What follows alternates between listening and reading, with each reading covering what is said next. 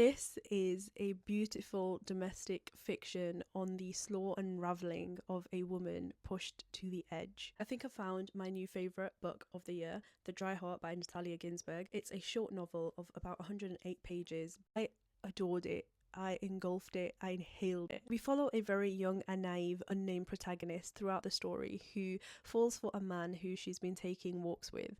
She declares her love for him and then they end up married. And her sole understanding of her reason to be married to this man is that she'll always know where he is at all times. Of course, the truth is far from that, and it's also a very naive thought on her part that that's what marriage means. This book is written in a very unique way, in a way that I've not read before, where you are told the end right at the beginning and then the story follows through from there. At the outset, we know that the protagonist shoots her husband, and from there we follow the story of her and their marriage. I inhaled this book. The moment I finished it, I wanted to go back and start it all over again.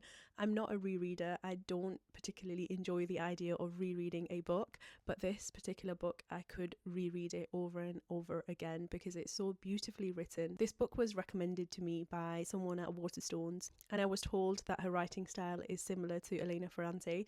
I think the two writers have a beautiful ability to write, but I think they are two very distinct writers. If you've read Rebecca by Daphne du Maurier, you'll be able to see the parallels of this protagonist thought process and the unnamed protagonist in Rebecca. They both have this slow unraveling in their own minds, and we follow that through every chapter of the book. I gave it 5 stars. I would give it more stars out of 5 if I could. It talks about desire, unraveling, what it feels to be completely vulnerable, and how a woman can psychologically strip herself bare in a relationship and the consequences of doing that. If you've not read this book, I recommend that you go and get yourself a copy. Trust me, you will devour it. This truly is a literary fiction gem.